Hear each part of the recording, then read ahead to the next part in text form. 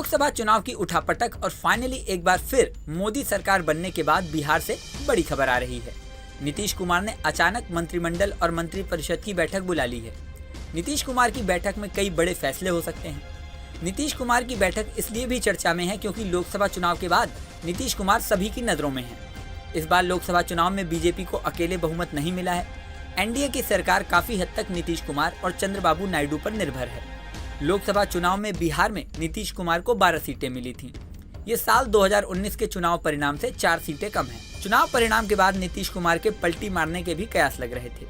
कई राजनीतिक पंडित अनुमान लगा रहे थे कि नीतीश कुमार पलटी मारकर INDIA गठबंधन से हाथ मिला सकते हैं।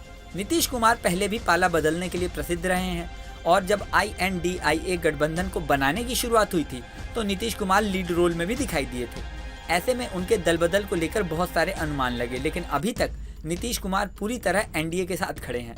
नरेंद्र मोदी के शपथ ग्रहण से पहले उन्होंने अपने भाषण में कहा भी था कि वह पूरी तरह से मोदी सरकार के साथ हैं। अब शुक्रवार को अचानक नीतीश कुमार ने मंत्रिमंडल और मंत्रिपरिषद की बैठक बुला ली। दावा किया जा रहा है कि इस बैठक में नीतीश कुमार कई बड़े और अहम फैसले ले सकते हैं। 3 महीने बाद होने जा रही नीतीश कुमार मंत्रिमंडल की बैठक विभागों के कामकाज को गति देने के लिए कई बड़े फैसलों पर मुहर लगाई जा सकती है। मंत्रिमंडल सचिवालय की ओर से इस बैठक की सूचना सभी मंत्रियों और संबंधित विभागों को भेजी जा चुकी है।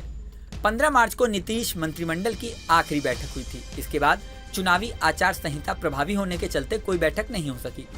3 महीने पहले हुई मंत्रिमंडल की बैठक में 108 प्रस्तावों पर मुहर लगाई गई थी। 3 महीने बाद बुलाई गई इस कैबिनेट बैठक में नौकरियों का पिटारा खुल सकता है। इसमें पंचायती राज, स्वास्थ्य विभाग, शिक्षा विभाग के साथ साथ राजस्व और भूमि सुधार विभाग में बड़े स्तर पर खाली पदों को भरने के लिए भर्ती का ऐलान हो सकता है। खबरों के अनुसार नौकरियों और रोजगार के अलावा नीतीश कैबिनेट किसानों के साथ डीजल अनुदान, बाढ़ सुरक्षात्मक कार्यक्रम के लिए राशि जारी करने के साथ साथ विकास से जुड़े अन्य योजनाओं के लिए घोषणा कर सकती है।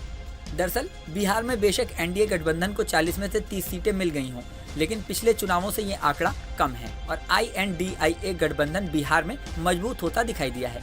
साल 2019 में एनडीए को बिहार में 40 में से 39 सीटें मिली थी और कांग्रेस को सिर्फ 1 सीट। इस बार ये आंकड़ा बदल गया है।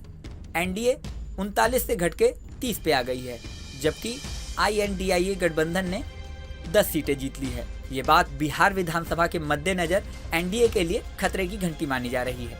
करीब 1 से 1.5 साल के अंदर बिहार में विधानसभा चुनाव होने हैं। ऐसे में नीतीश कुमार प्रशासनिक सुधार पर जोर दे रहे हैं और नौकरियों का पिटारा खुल सकता है, जिससे विधानसभा चुनाव में किसी भी तरह से जनता की नाखुशी का सामना। लोकसभा चुनाव की उठापटक और फाइनली एक बार फिर मोदी सरकार बनने के बाद बिहार से बड़ी खबर आ रही है।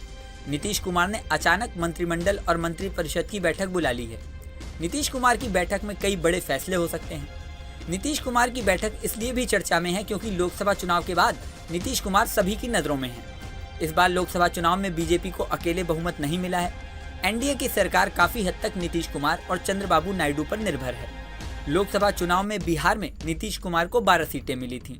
ये साल 2019 के चुनाव परिणाम से 4 सीटें कम हैं। चुनाव परिणाम के बाद नीतीश कुमार के पलटी मारने के भी कयास लग रहे थे। कई राजनीतिक पंडित अनुमान लगा रहे थे कि नीतीश कुमार पलटी मारकर INDIA गठबंधन से हाथ मिला सकते हैं।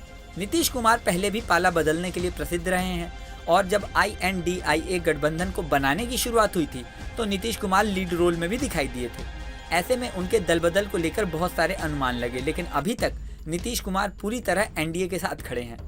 नरेंद्र मोदी के शपथ ग्रहण से पहले उन्होंने अपने भाषण में कहा भी था कि वह पूरी तरह से मोदी सरकार के साथ हैं। अब शुक्रवार को अचानक नीतीश कुमार ने मंत्रिमंडल और मंत्रिपरिषद की बैठक बुला ली। दावा किया जा रहा है कि इस बैठक में नीतीश कुमार कई बड़े और अहम फैसले ले सकते हैं। 3 महीने बाद होने जा रही नीतीश कुमार मंत्रिमंडल की बैठक विभागों के कामकाज को गति देने के लिए कई बड़े फैसलों पर मुहर लगाई जा सकती है। मंत्रिमंडल सचिवालय की ओर से इस बैठक की सूचना सभी मंत्रियों और संबंधित विभागों को भेजी जा चुकी है। 15 मार्च को नीतीश मंत्रिमंडल की आखिरी बैठक हुई थी। इसके बाद चुनावी आचार संहिता प्रभावी होने के चलते कोई बैठक नहीं हो सकी। 3 महीने पहले हुई मंत्रिमंडल की बैठक में 108 प्रस्तावों पर मुहर लगाई गई थी। 3 महीने बाद बुलाई गई इस कैबिनेट बैठक में नौकरियों का पिटारा खुल सकता है। इसमें पंचायती राज, स्वास्थ्य विभाग, शिक्षा विभाग के साथ साथ राजस्व और भूमि सुधार विभाग में बड़े स्तर पर खाली पदों को भरने के लिए भर्ती का ऐलान हो सकता है।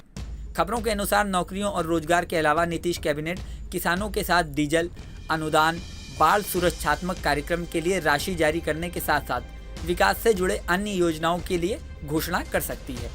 दरअसल बिहार में बेशक एनडीए गठबंधन को 40 में से 30 सीटें मिल गई हों, लेकिन पिछले चुनावों से ये आंकड़ा कम है और INDIA गठबंधन बिहार में मजबूत होता दिखाई दिया है। साल 2019 में एनडीए को बिहार में 40 में से 39 सीटें मिली थी और कांग्रेस को सिर्फ 1 सीट। इस बार ये आंकड़ा बदल गया है। एनडीए 39 से घट के 30 पे आ गई है, जबकि INDIA गठबंधन ने 10 सीटें जीत ली है। ये बात बिहार विधानसभा के मद्देनजर एनडीए के लिए खतरे की घंटी मानी जा रही है। करीब 1 से 1.5 साल के अंदर बिहार में विधानसभा चुनाव होने हैं। ऐसे में नीतीश कुमार प्रशासनिक सुधार पर जोर दे रहे हैं और नौकरियों का पिटारा खुल सकता है, जिससे विधानसभा चुनाव में किसी भी तरह से जनता की नाखुशी का सामना